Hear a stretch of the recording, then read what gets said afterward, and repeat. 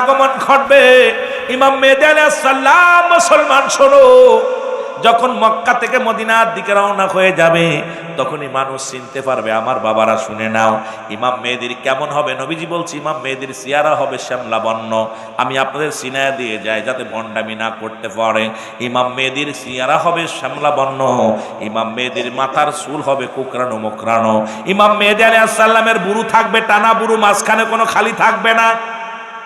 ভালো করে শোনেন, ইমাম মেহেদীর কানের ভিতরে লম্বা লম্বা পশম থাকবে, ইমাম মেহেদীর বুকটা সিনাটা থাকবে সিংহ থাকবে তুতলা, যখন কথা বলতে যাবে বেঁধে যাবে, জোরে জোরে উরতের মধ্যে জোরে জোরে থাবা মারবে।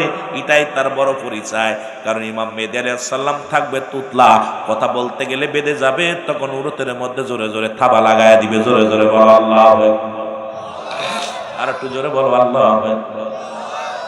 এর ইমাম মেহেদী যেদিন আগমন করবে দুনিয়ার মধ্যে, ইমাম মেহেদী আলাইহিস সালাম যখন দুনিয়ার মধ্যে আগমন ঘটবে, ওদিন এজিদ মদদের জবান দিয়ে আলহামদুলিল্লাহ বাইর হয়ে যাবে। এর মুসলমান সকাল থেকে সন্ধ্যা পর্যন্ত তামা দিয়া দস্তা দিয়া লোহা দিয়ে প্রাচীর বানায় রাখছে বাদশা জুলকারনাইন। এই রকম প্রাচীর বানায় তার মধ্যে বন্দী করে রাখছে। মুসলমান এইগুলো দুনিয়ার মধ্যে আগমন করবে, আগমন করে পদ্মা মেঘনা যমুনার সব পানিগুলো খেয়ে ফেলবে। একটু ইমাম মেহেদী যেহেতু কিয়ামতের আলামত আমাদের জানার দরকার, ভালো করে জানার দরকার। এবার দুনিয়ার সব পানিগুলো খেয়ে ফেলবে। এই প্রাণীগুলো যখন আসবে, মুসলমান এত পরিমাণ হিংসুটে প্রাণী, এই মানুষগুলো ধরে ধরে খাবে, মানুষের মধ্যে এমন অবস্থা দেখা দিবে। তখন এবার সবাই মুসলমান ইমাম মেহেদী প্রকাশ পাবে, যখন ইমাম মেহেদীরে যখন চিনে ফেলবে উলামা একরাম, হক্কানি আলেম উলামা, হক্কানি আলেম উলামার সামনে যখন ধরা পড়ে যাবে, তখন সবাই বলবে আপনি ইমাম মেহেদী। বলে না না, আমি ইমাম মেহেদী না, আমি আমার নাম হলো মুহাম্মদ। কয় না না, আপনি ইমাম মেহেদী। তখন উপর থেকে একটা আওয়াজ আসবে, হাযা খলিফাতুন ফিল আরদ, হাযা খলিফাতুন ফিল আরদ। এই আওয়াজটা তিনবার হইব। তিনবার হওয়ার সঙ্গে সঙ্গে লোকজন বলবে হুজুর আপনি তো বললেন ইমাম মেহেদী নয়, তাহলে এখন কেমনে এই আওয়াজটা কে দিল? সঙ্গে সঙ্গে ইমাম মেহেদী আলাইহিস সালাম বলল জি হ্যাঁ, আপনি ঠিকই বলেছেন, আমি হলাম ইমাম মেহেদী আলাইহিস সালাম। যখন 40 বছর বয়স হবে ইমাম মেহেদী আলাইহিস সালাম যখন প্রকাশ পাবে, জোরে বল আল্লাহু আকবার। 40 বছর মুসলমান প্রকাশ পাবে, 40 বছরে। এবার ইমাম মেহেদী আসা পর মুসলমান দৌড়ায়া যাবে লোকজন, ও হুজুর আমাদেরকে একটু দয়া করেন। কয় কি?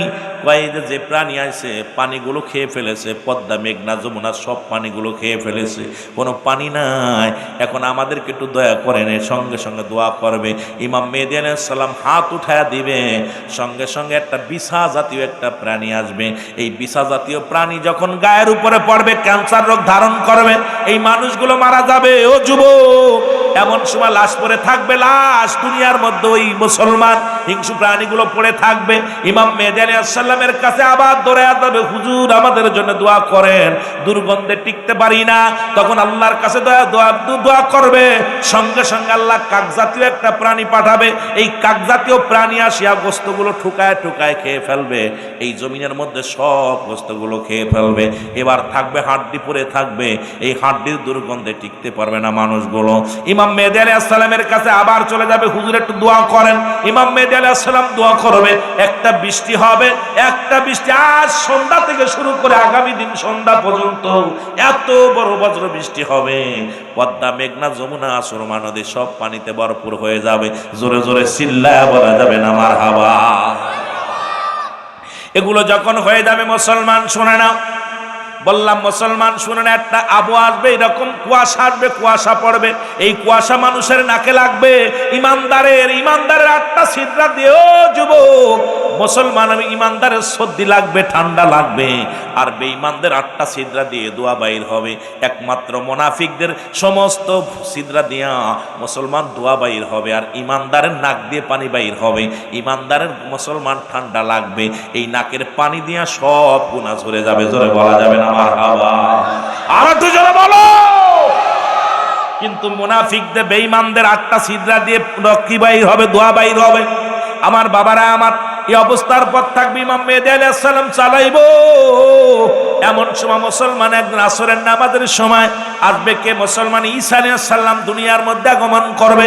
ঈসা নবী পয়গম্বর, ও মুসলমান দুনিয়ার মধ্যে আগমন করবে। ঈসা নবী আসিয়া প্রথম বায়াত গ্রহণ করবে হযরত ইমাম মেহেদী আলাইহিস সালামের কাছে।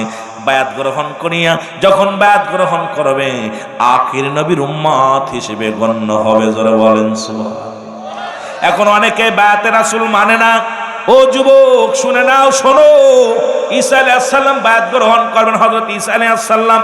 ঈসা আলাইহিস সালাম বায়াত গ্রহণ করবে হযরত ইমাম মেহেদী আলাইহিস সালামের কাছে। ওদিন আসরের নামাজের ইমামতি করবে ইমাম মেহেদী আলাইহিস সালাম, মুসল্লি হবে ঈসা আলাইহিস সালাম। নামাজ শেষ করে দুজন কাফেলা শুরু করে দিবে। আমার বাবারা আমার, এই দুনিয়ার মধ্যে ইউরিয়ামের খনি, গ্যাসের খনি, তেলের খনি, দুনিয়ার মধ্যে যত সম্পদ আছে এই সম্পদগুলো উত্তোলন হবে, মানুষের ভিতরে শান্তি ফিরে আসবে। মানুষ একাকার, যত খনি আছে খনি পদার্থ সবগুলো মানুষের ভিতরে চলে আসবে। এই মানুষ তখন কোনো মন্ত্রী থাকবে না, এমপি থাকবে না, এই দুনিয়ার মানুষগুলো আরামায়েশে বাস করতে থাকবে। এইভাবে যখন আরামায়েশে বাস করতে থাকবে, দুজন মিলে পৃথিবী চালাবে, ঈসা আলাইহিস সালাম আর খানে মুসলমান ইমাম মেহেদী আলাইহিস সালাম। এর মধ্যে খানে দাজ্জালের আগমন ঘটবে। খানে দাজ্জাল আসিয়া মাত্র 40 দিন দুনিয়ার মধ্যে থাকবে। কয়দিন? আরো জোরে বলেন, কয়দিন? এর মুসলমান শুনে নাও, এবার খানে দাজ্জাল যখন দুনিয়ার মধ্যে আগমন করবে, এবার খানে দাজ্জালকে এই দুনিয়া এক হাতে থাকবে জান্নাত, এক হাতে থাকবে মুসলমান জাহান্নাম, হাতের মধ্যে থাকবে তরবারি। বলবে আমাকে তোমরা খোদা বলে মানো, আমি তো জান্নাত দিতে পারি, জাহান্নাম দিতে পারি। মানুষ বেঈমানগুলো সব, মুসলমান শোনো, সব ওরে মেনে নিবে, আল্লাহ বলে মেনে নিবে, সবাই তার প্রতি অনুগত হয়ে যাবে। কিন্তু ঈমানদারেরা জীবন দিয়া দিবে, তবু মানতে রাজি না। ঈমানদারেরা জীবনের বিনিময় হলো মানবে না। আমার বাবারা আমার শুনে নাও, খানে দাজ্জালকে এবার দাবত শুরু করবে ঈসা আলাইহিস সালাম। ঈসা আলাইহিস সালাম দাবরায়া নিয়া কাবা শরীফের ডান গেটের পাশে নাজির করবে। ওখানে এক কবে তরবারি দিয়ে এক কবে তার গর্দান কেটে ফেলবে। এবার দুনিয়া থেকে ঈসা আলাইহিস সালাম যখন গর্দান কাটবে খানে দাজ্জালের, ওই খানে দাজ্জালকে মারা পর আমার আল্লাহ রাব্বুল আলামিন আজরাইলকে পাঠায়া দিবে। আজরাইলকে বলবে, আজরাইল যাও যাও, আমার ঈসার দায়িত্ব শেষ, কাফেলা শেষ, এখন যাও, ইমামের যুগ চলবে, ইমাম থাকবে, আমার ইমামিরা নিয়ে আসো। মুসলমান শুনে নাও, ঈসা আলাইহিস সালামের মৃত্যু হবে। ঈসা আলাইহিস সালামের কবর কোথায় হবে? নবীজি বলে গেছে, যারা মক্কা মদিনায় হজ করতে গেছেন দুজনই হাজী ভাই আছেন, রাসূলুল্লাহর পায়ের করে ডান পাশে একটা কবরের জায়গা রাখছে। আমার মুসলমান বাবারা আমার, নবীজি বলে গেছে ঈসা আলাইহিস সালামের দাফন কোথায় হবে? নবীজি বলে গেছে আমার ডান পায়ের কদমের গোড়ে। এই জায়গাটা আজও পর্যন্ত খালি আছে, হযরত ঈসা আলাইহিস সালামের দাফন হবে। আরো জোরে। সুতরাং বাবারা আমার, বন্ধুরা আমার, গভীর মনোযোগ। এইবার এইভাবে দুনিয়ার মধ্যে শান্তি বিরাজ করবে, চলবে। মানুষের ভিতরে আবার লোভ লালসা দেখা দিবে, মানুষের ভিতরে লোভ লালসা দিবে। তখন আল্লাহ পাক 3টা গজব দিবে। সেই গজব হলো মানুষগুলো, মুসলমান শুনে নাও, এই মানুষগুলো যখনই আল্লাহ পাকের অনুগত থাকবে না, তখন এই মানুষগুলো আল্লাহ পাক ধস নামায় দিবে, ভূমিকম্পর মতো হয়ে যাবে। এই মানুষগুলো, বেঈমানগুলো মাটির নিচে চলে যাবে। আর ওই বেঈমানদের সাহায্যের জন্য যারা হাত বাড়াইবে, এরাও জমিনের মধ্যে ফুটে যাবে। এই রকম চলতে থাকবে। রব্বুল আলামিন ডাক দে বলবে, ইসরাফিল আলাইহিস সালাম ইসরাফিলের সিংহা নাও। ইসরাফিল আলাইহিস সালাম সিংহায় ফু দিবে, তাম পৃথিবীর মধ্যে মুসলমান সোনা চূর্ণ বিচ্ছিন্ন হয়ে যাবে। ওই যে বললাম, কুল্লু মান আলাইহা ফান, আল্লাহ কয় বান্দারে সবকিছু আমি চূর্ণ বিচ্ছিন্ন করে দিব। আমার বন্ধুগণ আমার, গভীর মনোযোগ। আমার দাদু ভাইরা গভীর মনোযোগ। সব কিছু চূর্ণ বিচ্ছিন্ন হয়ে যাবে। এই তামাম পৃথিবীটা যখন ইসরাফিল আলাইহিস সালাম সিংহার মধ্যে ফু দিবে, আমার মুসলমান মানুষের দেহের মধ্যে একটা হাড্ডি আছে যা পৃথিবীর কোনো আগুনে পড়ে না, পৃথিবীর কোনো অ্যাসিডে পড়ে না। দেখবেন হিন্দুরা মানুষ সারা দিন করে পুড়ায়া পুড়ায়া একটি হাড্ডি পুরোপুরি কুপাইতে পারে না, এটা মাটির নিচে লুকায় রাখে।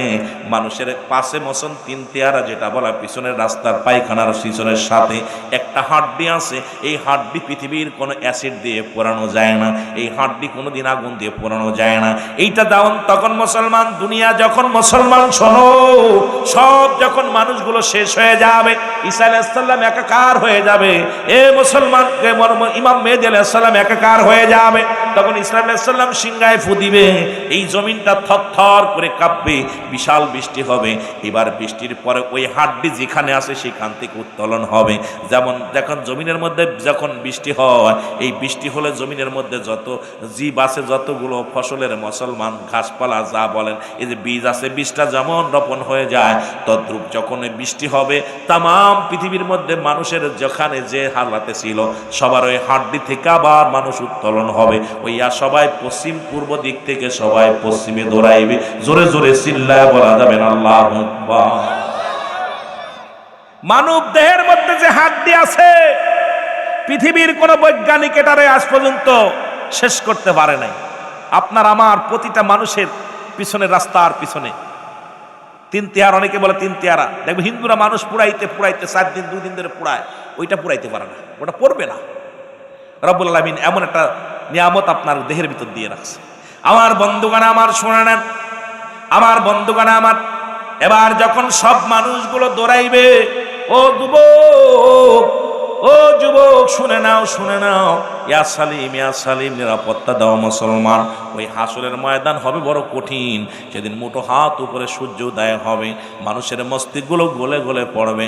ভাই ভাইকে চিনবে না, বন্ধু বন্ধুরে চিনবে না, বিবি স্ত্রীকে চিনবে, স্বামীকে চিনবে না, স্বামী স্ত্রীকে চিনবে না। ওই ভয়াবহ দিনে ও যুবক মনে রাখ, মনে রাখ, ওই দিনটা যেদিন আসবে রে বাবা, ওই দিনটা কত ভয়ঙ্কর হবে, যেদিন আপনজন পর হয়ে যাবে। এই জন্য দুনিয়ার জিন্দেগির মধ্যে আমল করার দরকার আছে কি না?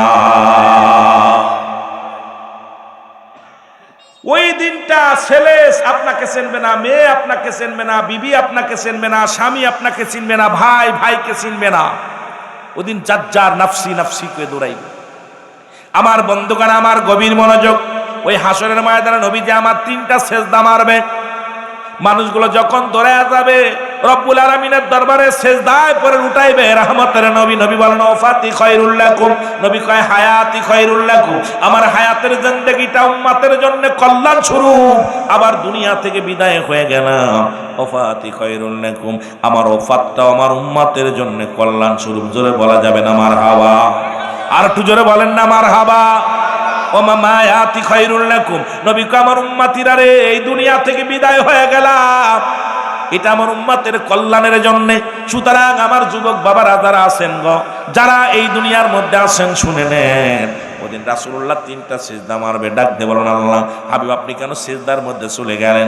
আপনার উম্মতগুলো তো জান্নাতে চলে গেছে, আপনি কেন এখন সিজদার মধ্যে? বলেন আল্লাহ আমার উম্মতগুলোকে বাঁচাও, আমার উম্মতগুলোকে জান্নাতে দাও। আমার আল্লাহ বলবে হাবিব আপনি যত উঠান, মাথা উঠান, যতদিন যত দূর পর্যন্ত আপনার দৃষ্টি শক্তি যায়, পূর্ব পশ্চিম উত্তর দক্ষিণ সমস্ত উম্মতদেরকে আপনি মাফ করে দিবা আমি আল্লাহ। সঙ্গে সঙ্গে আবার সিজদায় পড়ে যাবে। এইরকম 3বার সিজদার মধ্যে পড়ে যাবে রে মুসলমান।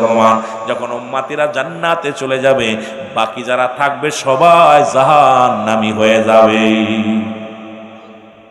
আমার ভাইয়েরা, আমার বন্ধুরা আমার, গভীর মনোযোগ। হাসরের ময়দান, সেদিন যারা নবীজিকেও চিনবে না।